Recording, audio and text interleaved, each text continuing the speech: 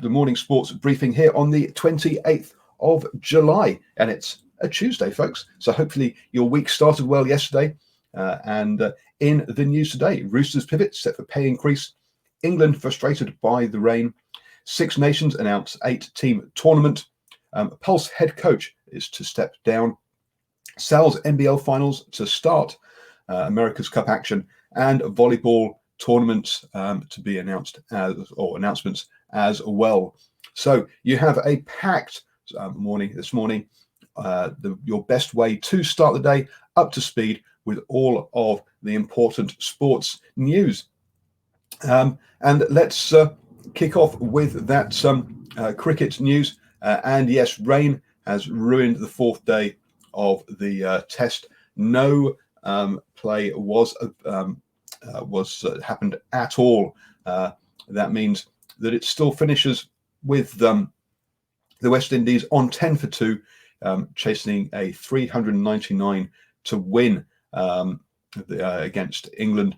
This would be their first Test series win since 1988 if they achieve that chase. But obviously, that would be a lot of runs to get in one day. And also, we'd need a dry day as well. So I think the West Indies will be praying for rain and a drawn Test series, whereas England obviously will wanting to get out there. In the football news, there was no. Last night the Central Coast Mariners and the Western Sydney Wanderers fought out a 1-1 draw in the A-League. That was between two of the teams at the bottom of the table, so there's no impact on the finals there. No games tonight, but so on Wednesday evening, they're back with Melbourne Victory versus Brisbane Roar. Now with Brisbane in fourth, and Melbourne down there in 10th. You've got to say that Brisbane are favourites to win that one, and they'll be looking for those vital points towards getting themselves in that final series, because it's tight where they are. They're only 1 point ahead of Perth Glory in the tables. Over in England and the EPL have been told by government that the entire 2020-2021 English football season could be played in reduced capacity stadiums.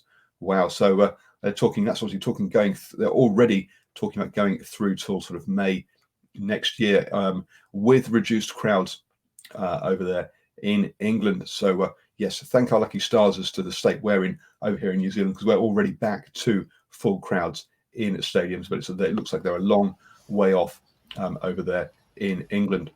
And I'm going to hand you over to Stephen, who's going to take us through our birthdays this morning. Oh, thank you, Paul, and good morning, everybody tuning into New Zealand Sport Radio. In birthdays today, New Zealand all-rounder on the Lord's Honours Board, a second cousin of Formula One driver David Coulthard, and a well-travelled basketball professional, and that's where we start our birthdays this morning. Craig Bradshaw, born this day, the 28th of July, 1983, is a New Zealand former professional basketball player. Bradshaw played 4 years of college basketball in Winthrop University in the USA before playing professionally with clubs in New Zealand, Australia, Turkey, Spain, South Korea, and Latvia from 2007 to 2012. Boy, that's a lot to fit in 5 years. Moving right along, Fabian Coulthard, born this day, the 28th of July 1982, is a British-born New Zealand professional race car driver, currently competing in the Virgin Australia Supercars Championship, driving the number 12 Ford Mustang GT for DJR Team Penske. Fabian is a second cousin of Formula One driver David Coulthard. And finally this morning, Jacob David Philip Oram, born this day, the 28th of July 1978, is a New Zealand former international cricketer who played in all forms of the game for 10 years. He was a left-handed batsman and a right-arm fast-medium bowler. His ability with both bat and ball made him a regular member of the New Zealand one-day international sides. Oram is on the Lord's Honours Board for his Test century against England in 2008 and has on several occasions occupied the position of number one ODI all-rounder. Very, very good cricketer. That's our birthdays today. Paul, I'll be back with league news shortly. Thank you very much, Stephen. Moving on to the rugby then, and the Highlanders have come out and apologised for 7 of their players being involved in that incident that we reported about yesterday, which was a drunken night out in Queenstown. They haven't said who the players are, and the players are not the ones that were involved in the damage at the hotel room or the apartment. Sorry, and that person was someone that apparently they'd met earlier that day and just sort of come around for a party. And when he asked to leave, wasn't too happy. Clearly. So they've apologised for that. They haven't said who the people, who the players involved are, and it's going to be dealt with internally. None of the players are facing any police action around what has happened. 3 players who are seen to take selfies and on social media. Apparently, those players were not involved. So Josh Ioane, Tariki Ben Nicholas, and Aidan Johnston were not part of the 7 players, even though they were seen on social media being in Queenstown. They had left Queenstown by the time the incident occurred. In other news for the North, the Hurricanes have announced a signing, and that is Julian Surveyor. The bus is back in town. This is with Ben Lam heading over to Bordeaux, and obviously Lau Mappy being injured. That means that they've looked for some reinforcements. You may have heard me say that Corbus Van Wyk was also unavailable and leaving after the Crusaders game. That is not true. I was wrong there. He will be staying around till the end of the season and then be heading over to Leicester Tigers. The head coach has already said that because Julian has not played any rugby recently, he will not be available. They will not be considering him for the Chiefs game, which just means it's the last game of the tournament that he could be involved in. Over in Europe and the Six Nations have announced what their autumn fixtures are looking like. So on the weekend of the 24th of October, they'll catch up the Ireland-Italy game before catching up Wales's post game, Wales-Scotland, Ireland-France, and England-Italy on the 31st of October. So that's to catch up all the games to finish off the Six Nations 2020. Those games were postponed earlier in the year.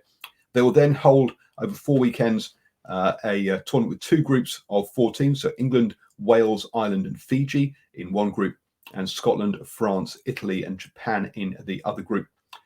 Each side will play each other in those groups, and then on the 4th weekend, the tops of the groups will play each other. The 2nd to 3rd and the 4th will play each other. So 4 weekends of games over there in the UK. They're hoping, in Europe, they're hoping, or the RFU are hoping to have crowds. But as I just said, the government have told the English Premier League it's not that for a long time it's not going to be full crowds. So even if they do have crowds, it will be with social distancing in those stadiums. Going to hand you back to Stephen now, who'll take us through our NRL update. Thank you, Paul. In league news this morning, Sydney Roosters playmaker Luke Keary set for a pay increase, despite maybe having the opportunity to receive much more if he moves to other clubs, and the Warriors receive some much needed reinforcements. But it's with the Sydney Roosters playmaker Luke Keary, who is set to receive a pay increase, settling for a 3-year $2.8 million extension, despite the potential to earn much more at another club. The reported deal would see him pocket around $930,000 a year, which is still less than the maligned playmakers such as Kieran Foran, Ash Taylor, Ben Hunt, and Anthony Milford. Keary has already had 12 try assists and 7 line break assists in the season, and has stepped up to take the ownership of the team's attack without Cooper Cronk since 2018. He has recorded 60 try assists and remains the only player to reach 50 or more in that period, in a testament to his consistency, high performance levels on the field. The 28-year-old is seen as a massive part of Trent Robinson's side moving forward, without Cronk as his replacement. Kyle Flanagan eases his way into the playing consistent first grade. The Herald also reports that James Tedesco will also sign an extension in a few months. Securing the pair's signatures will be a huge coup for the Roosters, who are showing no signs of slowing down as they eye a third straight premiership under the coaching of Trent Robinson. And we move on to some good news for the Warriors. The Warriors have found some much needed reinforcements as 4 of their players prepare to return to New Zealand. In fact, those 4 players have already returned yesterday. Parramatta have agreed to let George Jennings and Daniel Alvaro join the Kiwi club on a short-term loan deal following Saturday's clash against the Roosters, with the pair set to train with their new teammates on Monday. In another boost, interim coach Todd Payton confirmed that after the 18-10 defeat on the Central Coast, that Penrith have agreed to loan impressive forward Jack Hetherington for another 4 weeks. The signings will go some way to filling the void left by Ken Mamalo, David Fositua, Ignatius Pasi, King Vuniyayawa, who arrived home yesterday after their respective families were unable to travel to Australia.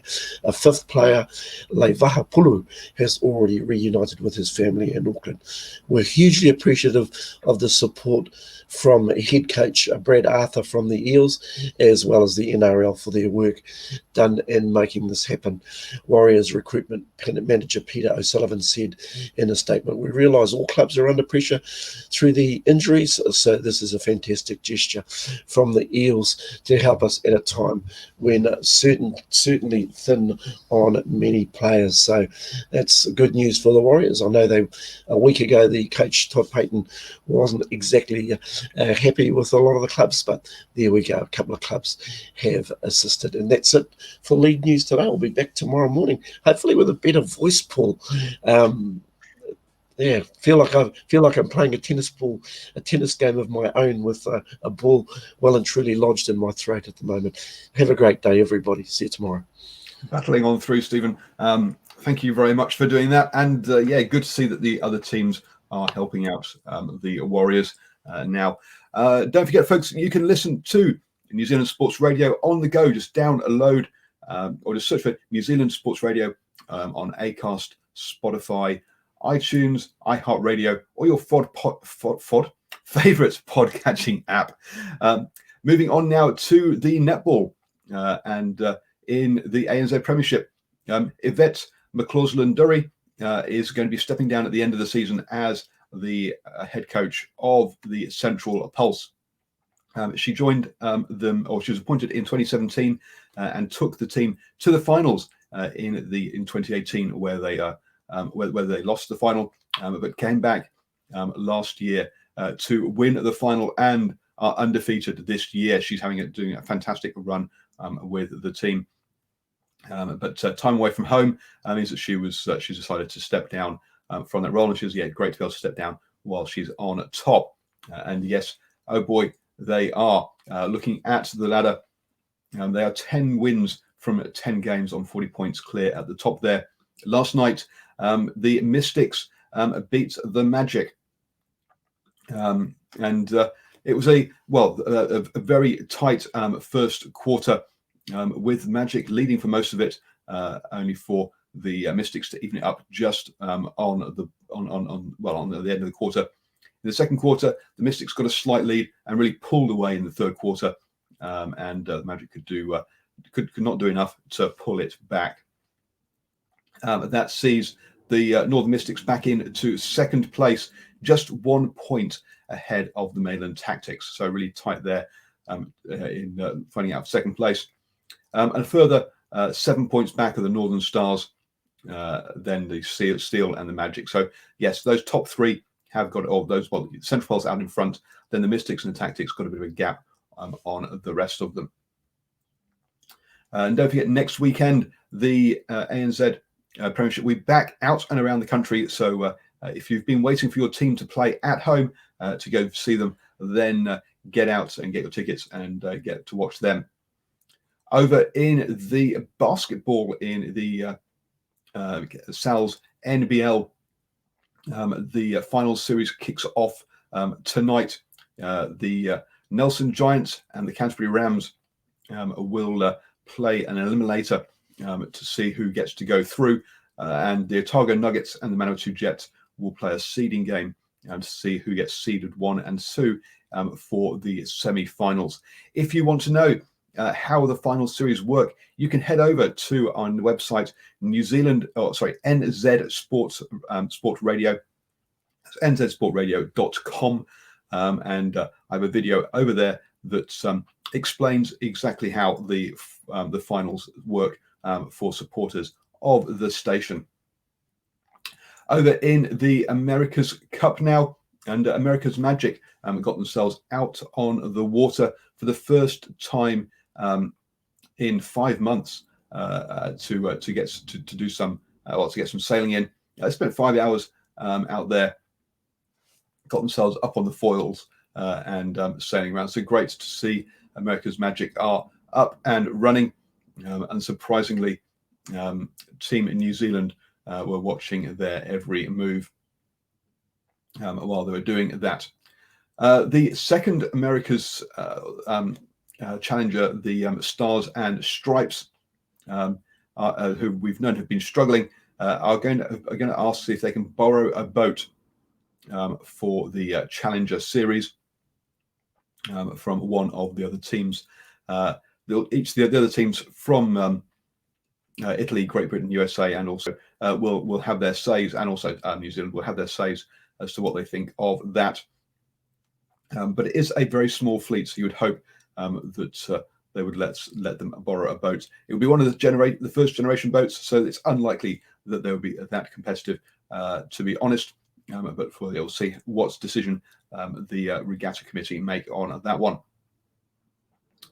Don't forget, you can listen to us on the go. Just download New Zealand Sports Radio and your favourite pod-catching app. Moving on to volleyball news now then. And quickly refresh my page there, because I've gone and lost the details of that. But the Volleyball New Zealand have announced 3 indoor events that will be coming up. There is the club championships will be taking place from the 30th of September to the 3rd of October. That is going to be in Takanini. The North Island Junior Championships will be taking place in Tauranga from the 23rd to the 26th of November. And on the 27th of November, they'll be playing the beach volleyball. And then on the South Island Junior Championships will be in Invercargill from the 23rd to the 25th of November, with the 26th of November being their beach volleyball event. So great to see those events are up and running and sort of have been announced for later this year. You have now started the day the best way, up to speed with all the important sports news here on New Zealand Sports Radio. Look, we are very, very nearly at 1,000 followers on our Facebook page, so it'd be much appreciated if you would head over to Facebook, go on to the New Zealand Sports Radio Facebook page and give us a like and follow us on there. And you can help us reach that 1,000 number. We are very, very close. So thank you, everybody. Have a wonderful day, and we'll catch you tomorrow at 7 a.m. with the morning sports briefing.